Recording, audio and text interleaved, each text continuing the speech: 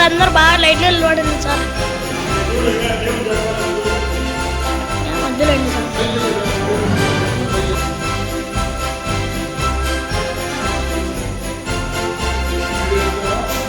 వీడియోని ఒక group photo దింపి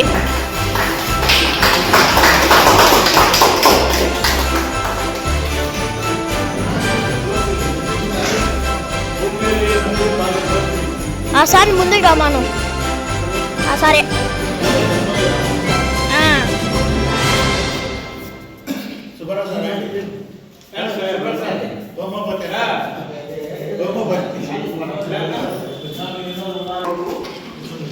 ఆయన తమిళనాడులో ఈరోడ్లో జన్మించారు. తమిళనాడులోని ఈరోడ్లో జన్మించారు. ఏం కాదంటారు వాళ్ళను అంటే తమిళ బ్రాహ్మణ్స్. వాళ్ళ కుటుంబం అనేది వాళ్ళ అమ్మగారు వచ్చేసి కోటమ్మ అమ్మాలని. ఆమె కూడా కేవలం ఒక గుడిలో దేవాలయంలోకి వెళ్ళడము సాంగ్స్ పాడేయాలి అంతే అన్నమాట. గుడిగా ఉండేది. వాళ్ళకు ఈయన పెద్ద సంతానం, పెద్ద ఆయన. కానీ ఇంకా ఇద్దరు పిల్లలు కూడా కలిగారు. కానీ వాళ్ళకు చిన్నప్పుడే అంటే ఇన్ఫాంట్ డెత్ అంటారు, చిన్నప్పుడే వాళ్ళు చనిపోవడం కూడా జరిగింది. కాబట్టి ఈయన ఒకడే అయినాడు. యాక్చువల్గా బ్రాహ్మణ్స్ అయినా కూడా వాళ్ళు చాలా నిరుపేద కుటుంబంలో ఉండేవారు. వాళ్ళ అమ్మగారు ఈయనను చదివిస్తూ అంటే అన్ని చూసుకుంటూ ఆయన భాగవతులని ఉండేవారు. ప్రతి విషయానికి ఆయనే మార్గదర్శిగా ఉండేవారు. తర్వాత ఆయన కొంతకాలానికి చనిపోవడం జరిగింది. చనిపోయిన తర్వాత మరి ఈయనేంటంటే వాళ్ళ తల్లే అన్ని విషయాలు చూసుకుంటూ ఉండేది. కొన్నాళ్ళ తర్వాత అంటే ఈయన చిన్న వయసులోనే కుంభకోణంలో స్కూల్కి వెళ్ళేవాడు. అక్కడ ఏమైందంటే వాళ్ళ అమ్మగారు చనిపోయిన తర్వాత 12 ఏళ్ల వయసులోనే ఇతని గణితం మీద అపారమైన ఇంట్రెస్ట్ అనేది కలిగింది. గణితం మీద అపారమైన ఇంట్రెస్ట్ కలిగి అతను ఏమవుతుందంటే పూర్తిగా దానికి అంకితం అయిపోయాడు. ప్రతిదీ ఒకటి కనుక్కోవడము, ప్రతిదీ చెప్పటము. అది ఏమవుతుందంటే లాస్ట్కు టీచర్ అక్కడ ఉండే లెక్చరర్స్ కానీ టీచర్స్ కానీ అందరికీ కష్టంగా అనిపించింది. ఏంటి నిజంగా జరుగుతాయా? ఇప్పుడు మనము ఒక 100 సంవత్సరాల తర్వాత వచ్చే విషయాలు ఊహించుకొని చెప్పామనుకోండి, ఎట్లా ఉంటుంది మనకు? ఇవన్నీ ఎక్కడ అవుతాయి, ఎక్కడ జరుగుతుంది, ఇది కరెక్టా ఇది కాదా అని మనమే అంటాము. కానీ మనకు సాధ్యం కాని పనులన్నీ కూడా చిన్నప్పుడున్న విషయాలన్నీ కూడా ఇప్పుడేమవుతున్నాయి, అవన్నీ మనము ఎంతో మార్పులు వచ్చినాయి. అంటే ఇప్పుడు రోజు ఏం చేస్తున్నాము, ఇప్పుడు మనం చాట్‌జీపీటీ అని, ఏఐని, ఆర్టిఫిషియల్ ఇంటెలిజెన్స్ అని అన్ని ఉపయోగిస్తున్నాము. కానీ మనం ఒక చిన్నప్పుడు మనం ఊహించలే ఈ విధమైన పరిణామాలు జరుగుతాయి, ఈ విధమైన ఉంటాయి.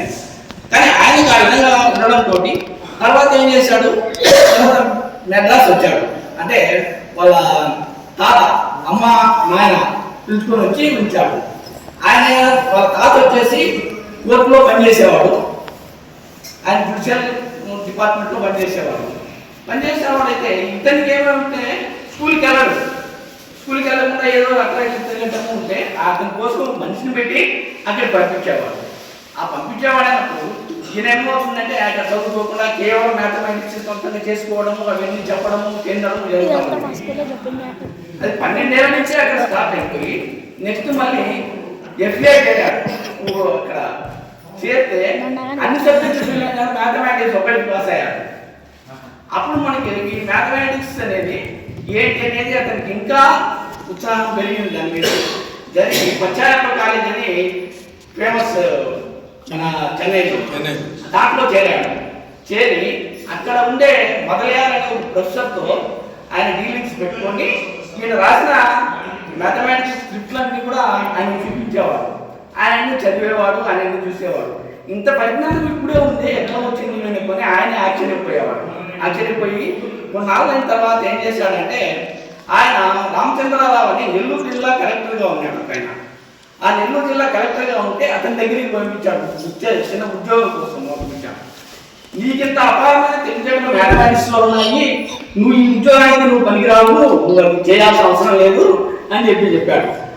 చెప్తే జస్ట్ మళ్ళీ ఆయన ఏం చేశాడు, అక్కడ కూడా ఆయన గ్రంథాలన్నీ చూశాడు.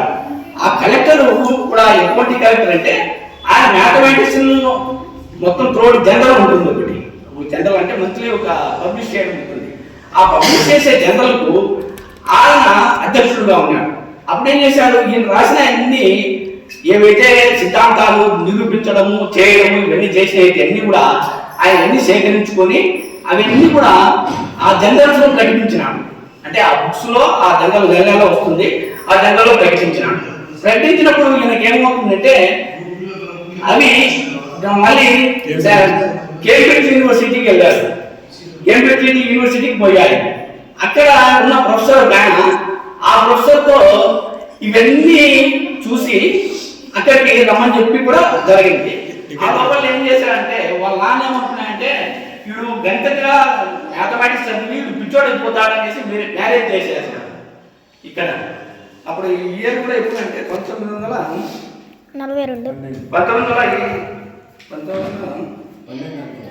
1912లో చేశాడు. చేసిన తర్వాత ఆమె ఇక్కడే ఉండింది.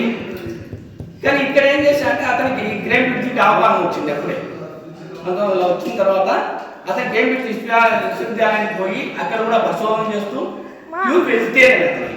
ఆ వెజిటేరియన్ అయ్యి అక్కడ భోజనం కూడా సొంతంగా చేసుకునేవాడు. భోజనం సొంతంగా చేసుకుని అక్కడ ఉండే చలికి అక్కడ ఉండే వాతావరణానికి చాలా కష్టపడినాడు. అవన్నీ చాలా కష్టాలుగా ఉన్నాయి. అప్పుడు ఏం చేశాడంటే ఈయన ఇన్ని కష్టాలు పడుతూ కూడా అక్కడ పరిశోధనలన్నీ చేశాడు. రకరకాల సిద్ధాంతాలన్నీ చేయడం జరిగింది. అవన్నీ సర్వే చేయడం జరిగింది. చేసిన తర్వాత అతని అక్కడనే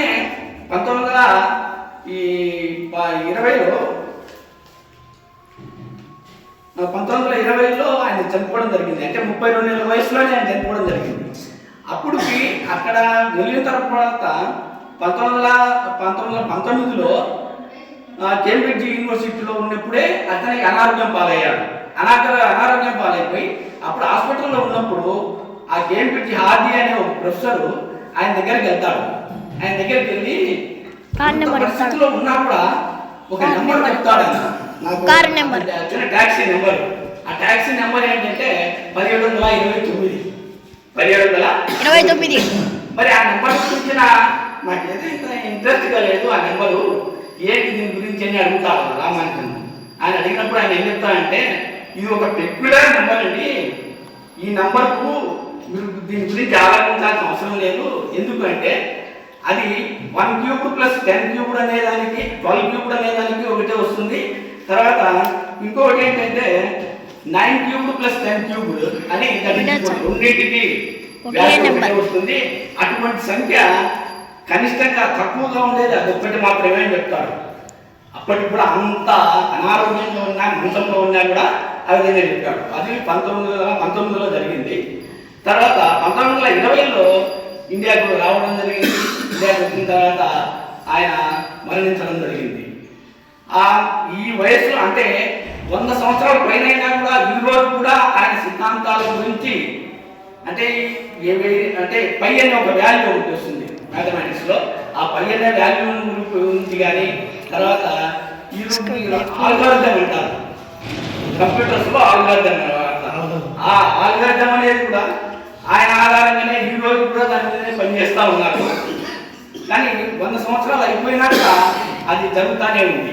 అందుకే ఏమంటారంటే mathematics is a backbone of human civilisation అంటారు. Mathematics is a backbone of human civilization అంటే మానవుడికి వెన్నెముక ఎటువంటి పరిస్థితుల్లో ఉంటుందో అదేవిధంగా ఈ మ్యాథమెటిక్స్ లేకుండా బతకలేము అని చెప్పడం అనమాట. ఇప్పుడు మనిషి బ్రతకాలంటే ఏం కావాలి? వెన్నెముక ఉండాలి కదా. వెన్నెముక ఉంటేనే కదా మనిషి బతికేది. అంటే ఏమవుతుంది, అది మెదడు నుంచి వచ్చేస్తుంది. నరాలన్నీ కంప్లీట్గా శరీరానికి ఉంటాయి. ఏ ఒక్కటి పని చేయకపోయినా కూడా శరీరం అనేది పనిచేయదు. అట్లనే మ్యాథమెటిక్స్ అనేది కూడా backbone of human civilisation అంటారు. అట్లా ఇంకొకటి కూడా ఏంటంటే mathematics is shadow of all the living creatures అంటారు. అంటే భూమి మీద నివసించే ప్రతి అంటే ప్రాణం ఉండే జంతువుకి ఏదానికైనా మనిషి కానీ జంతువు కానీ ఆల్ ద లివింగ్ క్రియేచర్స్ అంటారు. ఆల్ ద లివింగ్ క్రియేచర్స్ దీని మీద అది ఒక నీడ లాంటిది. ఆ నీడ లేకుండా బతకలేము. కారణం ఏంటంటే ఇప్పుడు మ్యాథమెటిక్స్ అనేది మనం తెలియకుండానే ప్రతి ఒక్క వ్యక్తి వాడతాము. అంటే అతను చదువుకున్నా వాడుతున్నాడు, చదువుకోకపోయినా వాడుతున్నాడు. ఎలాగా అంటే ఇప్పుడు చూడండి ప్రతి ఒక్కటి ఉంది. ఇప్పుడు మనం ఇక్కడ కూర్చున్నాం అందరము, ఈ టీ తెప్పించుకున్నాం తాగుతాను. ఎన్ని టీలు అది దట్ ఇస్ కాల్డ్ నెంబర్. ఎన్ని టీలు అనేది that is called number, that is called mathematics. ఆ అన్ని టీలు ఎన్ని టీలు అయిన తర్వాత టీ ఎంత అవుతుంది ఇంటూ అంట మనం మల్టిప్లికేషన్ చేస్తాం. మల్టిప్లికేషన్ చేసినప్పుడు దట్ ఇస్ కాల్డ్ మ్యాథమెటిక్స్. అంటే కూడటం జరిగిన మ్యాథమెటిక్సే, తర్వాత తీసివేయటం జరిగిన మ్యాథమెటిక్సే, భాగించిన మ్యాథమెటిక్సే, మల్టిప్లికేషన్ చేసినా కూడా మ్యాథమెటిక్సే. అన్ఎడ్యుకేటెడ్ పర్సన్ కూడా ఏమవుతుంది, ఇప్పుడు మనం బయటకు వెళ్తాము, ఒక దాన్ని అరటి పనులు ఏమి తీసుకుంటాము, 12 ఏం చేస్తాడు, మనం 100 రూపాయలు డబ్బులు ఇస్తే అతను ఏం చేస్తాడు, మళ్ళీ మనకు చిల్లర కూడా జరుగుతుంది. కానీ అతను ఏమి చదివింటాడు, ఏమి అన్ఎడ్యుకేటెడ్ పర్సనే. అంటే అన్ఎడ్యుకేటెడ్ పర్సన్ పనికి వస్తుంది, ఎడ్యుకేటెడ్ పర్సన్ పనికి వస్తుంది. మ్యాథమెటిక్స్ లేకుండా ఏ క్షణము మనము జీవించలేము అనేది చెప్పగలుగుతాం. అంటే మ్యాథమెటిక్స్ యొక్క ప్రాముఖ్యత ఏ విధంగా ఉంటుంది అనే దానికోసం మనం చెప్పుకుంటాం. ఈ విధమైన ఈ సిద్ధాంతాలన్నీ చేసిన తర్వాత ఆయనకు ఆయన పేరుతో రామానుజన్ యూనివర్సిటీ కూడా ఒకటి పెట్టారు, ఇన్స్టిట్యూషన్ చెన్నైలో ఉంది. ఈరోజు కూడా ఆయన రాసిన దాని మీద పరిశోధనలు ఇంకా జరుగుతూనే ఉన్నాయి. ఇవన్నీ ఆయన ముందే ఏ విధంగా తెలిసాయి అనే కింద ఇప్పుడు కూడా పరిశోధనలు జరుగుతూనే ఉన్నాయి. ఇంకా కొన్ని చేస్తూనే ఉన్నారు. మ్యాజిక్ స్క్వేర్ అనేది ఒకటి చేశాడు ఆయన. అంటే ఒక 4 నెంబర్లు నిలువు, 4 నెంబర్లు అడ్డము వస్తాయండి. అవన్నీ కూడా ఎటు కూడినా నీకు 139 వస్తుంది, 139. అంటే నువ్వు నిలువుగా కూడినా అడ్డంగా కూడినా వస్తాయి. తర్వాత స్క్వేర్ టైప్లో మళ్ళీ రెండు సంఖ్యలు తీసుకొని యాడ్ చేసినా కూడా మళ్ళీ 139 వస్తుంది. మళ్ళీ మధ్యలో స్క్వేర్ లాగా తీసుకొని చేసినా కూడా 139 వస్తుంది. వీటన్నిటినీ కూడా ఆయన సృష్టించాడు, ఆయన కలుపుకున్నాడు.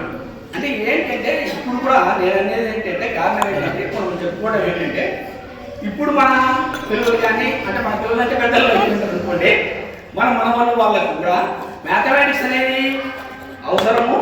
దాన్ని మెదడులేక ఏ విధంగా ఎక్కించాలంటే పిల్లలను కొంత ఏజ్ వచ్చినప్పుడు పలక పలకమే లేదా పెన్ను పేపర్ తీసుకొని రాయకుండా వాళ్ళకి ఏం చేయాలి, మెదడులోనే ఆలోచించుకొని ఆ నెంబర్లు చెప్పేటట్టు చేసుకోవాలి. అంటే ఇప్పుడు 20 + 42 అంటాడు, ఎంత అవుతుంది, అది మెదడులోనే ఆలోచన చేసుకోవడం చెప్పడం. లేదా 20 నుంచి 42 తీసేస్తాము, 20 - 42 ఎంత అవుతుంది అంటే దానికి ఇక్కడ -22 అని చెప్పాలి. అంతేగాని విలువలు అనేది ఎట్లా తీసుకోవాలి, అంటే ప్లస్ అంటే ఏంటి, మైనస్ అంటే ఏంటి, మల్టిప్లికేషన్ అనేది ఏ విధంగా తీసుకోవాలి, ఆ మల్టిప్లికేషన్ అనేది కూడా మెదడులోనే వాళ్ళు చేసుకొని చేయగలరు. ఇప్పుడు మనకు ఇంత దగ్గరనే లక్కోలి సంజీవరాయ శర్మ అని మన కలుగురు ఆయన కూడా పెద్ద మ్యాథమెటిషియన్. ఆయన క్యాంపు కూడా నేను ఒకసారి ఎరేసి ఆయన పెట్టినప్పుడు ఆయన ఏంటంటే ఆయన పుట్టు అంటుడు, ఆయనకు 2 కళ్ళు కనపడదు. అటువంటి వ్యక్తి బ్యాంకుని ఆయన కూడా కల్లూరులో ఇక్కడ మన దగ్గరనే కల్లూరు లక్కోలి సంజీవరాయ శర్మ అని, సంజీవరాయ శర్మ ఆయన బోర్డు పెట్టేసి మన నెంబర్లు అన్ని వేసేసి మల్టిప్లికేషన్ ఒక 4-5 నెంబర్లు, ఇప్పుడు 4,452 × 350 అనుకోండి, మనం ఎంతసేపు చేయాలి, క్యాల్కులేషన్ చేయాలి, మల్టిప్లికేషన్ చేయాలి. ఇప్పుడంటే ఏదో క్యాల్కులేటర్ కొట్టేస్తే వస్తుందంటే కనీసం 2 గంటలు కూడా క్యాల్కులేషన్ కొట్టి చెప్తాను. కానీ మా మెదడుని ఉపయోగించి ఆయన కళ్ళలోనే ఏ పేపర్లే పెన్నులే ఏమీ లేదు, మరి ఆయన కళ్ళు కన్నావు కదా, ఆయన అన్ని ఐక్యాలను కూడా మల్టిప్లికేషన్ చేసి ఆన్సర్ చెప్పేవాడు. అట్లనే మనకు శకుంతల అని కూడా ఆమె కూడా సైంటిస్ట్ మ్యాథమెటిషియన్. ఆమె కూడా బెంగళూరులో జన్మించిన ఆమె బెంగళూరులో జన్మించి ఆమె కూడా మంచి మ్యాథమెటిషియన్ అయినా. ఆమె కూడా విపరీతంగా ప్రాబ్లమ్స్ ఎన్ని సంఖ్యలైన మల్టిప్లికేషన్, ఆ మల్టిప్లికేషన్ అంటే గుణకాలంలో ఇచ్చి చెప్పమనే మనం అంటే ఆయన రాసే లోపలే నమ్మకాన్ని బోర్డులో రాసేసి ఈ మల్టిప్లికేషన్ చేయండి అనే లోపలే ఆమె ఆన్సర్ చెప్పేసి ఉంటుంది. అంటే మానవ కంప్యూటర్ అనే ఒక పేరు, కంప్యూటర్స్ కాదు మానవ కంప్యూటర్ అనేవాళ్ళు దాన్ని శకుంతలం. అట్లా మ్యాథమెటిక్స్ యొక్క ఈ ప్రాధాన్యత అనేది ఆయన గుర్తించి ఆయన శ్రీనివాస రామానుజన్ గారి ఈరోజు తలంచుకుంటూ 2012లో మన మన్మోహన్ సింగ్ గారు ఈ మ్యాథమెటిక్స్ డేను ప్రకటించడం జరిగింది. ఆ ప్రకటించడం ఏంటి, ఆ డేట్ ఏ విధంగా పెట్టారు, ఆయన జన్మదినాన్ని తీసుకొని ఆ డేట్ ను మ్యాథమెటిక్స్ డేగా నిర్ణయించడం జరిగింది. అది విషయం అండి. ఆయన బ్రిటిష్ ఇండియన్ గా బ్రిటిష్ కాలంలోనే చనిపోవడం జరిగింది. 1887 డిసెంబర్ 22 బర్త్. తర్వాత 1920లో ఆయన చాలా చిన్న ఏజ్లో చనిపోయాడు. మీకు చదువుకునేటప్పుడు ఎంతమందికి లాగరిథమ్స్ అనేది తెలుసా? మేము చదువుకునే రోజుల్లో ఏదైనా క్యాలిక్యులేషన్ చేయాలంటే లాగరిథమ్స్ తీసుకొని చేసేవాళ్ళం. ఆ తర్వాత మార్పు వచ్చి స్లైడ్ రూల్ అని వచ్చింది. ఆ స్లైడ్ రూల్ చేశాము. తర్వాత చాలా రోజుల తర్వాత లాగరిథమ్స్ అయినాక స్లైడ్ రూల్ వచ్చింది. స్లైడ్ రూల్ అయినాక క్యాలిక్యులేటర్ వచ్చింది. ఇప్పుడు క్యాలిక్యులేటర్ కూడా పోయి సెల్లోనే క్యాలిక్యులేటర్ వచ్చింది. పాత రోజుల్లో మనం ఏమన్నా దుకాణంలో సామాన్లు కొనుక్కోవడానికి వెళ్తే అన్ని పట్టి వేసి వాళ్ళు ఏ క్యాలిక్యులేటర్ లేకుండా మైండ్లోనే పూర్తిగా వచ్చి టోటల్ వేసేవాళ్ళు. ఇప్పుడు చాలా మంది తగ్గిపోయారు. మన మెమరీ పవర్ అనేది క్యాలిక్యులేటర్ అర్థం చేసేసాం. ఇప్పుడు ఏ చిన్న దుకాణంలో వెళ్ళి ఏం అడిగినా కానీ క్యాలిక్యులేటర్ తీసుకొని క్యాలిక్యులేటర్ కొట్టి ఇంత అయింది అని చెప్తారు. పాత రోజుల్లో చెప్పేవాడు కాదు. టక మైండ్లోనే కూడి టోటల్ వేసేవాడు. అలాంటిది మన మేధస్సును మనం ఇట్లా దానిలో ఉపయోగించడం లేదు కాబట్టి మన మైండ్ అంతా షార్ప్నెస్ అంతా తగ్గిపోతూ ఉంది. కాబట్టి మన పిల్లలు మన వాళ్ళకి కూడా సార్ చెప్పినట్టుగా చిన్నప్పటి నుంచి వాళ్ళ క్యాలిక్యులేషన్ అనేది మైండ్లోనే వచ్చేటట్టుగా. ఇప్పుడు ఎగ్జాంపుల్ 20+43 అంటేనే చక్కని 63 అని అబ్బాయి చెప్పేటట్టుగా వాళ్ళ మైండ్ ప్రిపేర్ చేయాలి. ఇప్పుడేమున్నాయి ఊరికే టేబుల్స్ బాగా చెప్పడం అట్లా చేస్తూ అది ఎట్లా వచ్చింది అనేది చెప్పట్లేదు. కాబట్టి అట్లా మనం చిన్నపిల్లల్ని చిన్న ఏజ్ నుంచే మనము మ్యాథమెటిక్స్లో బాగా షార్ప్నెస్ తయారు చేసామంటే వాళ్ళకు వేరే సబ్జెక్ట్స్ కూడా చాలా షార్ప్గా వస్తాయి. ఏ సబ్జెక్ట్ అయినా కానీ మ్యాథమెటిక్స్ అనేది చాలా మూలమైన సబ్జెక్టు. కాబట్టి మనమైతే మన ఏజ్ దాటిపోయింది. మన మనవాళ్ళకు అట్లా ఇవి నేర్పించాల్సిందిగా నా విన్నా. అందరికీ నమస్కారం. మ్యాథ్స్ కాదు కానీ ఒక చిన్న ప్రాబ్లం. అమెరికాలో ఉండే ఒక డాక్టర్కు ఇండియాలో తమ్ముడు ఉన్నాడు. ఈ తమ్ముడు వచ్చి సార్ల వల్ల ఇంజనీర్. కానీ ఇక్కడ ఉండే ఇంజనీర్కు అమెరికాలో అన్న లేడు. అది ఎలాగా? ఇద్దరు ఒక తల్లి బిడ్డలే.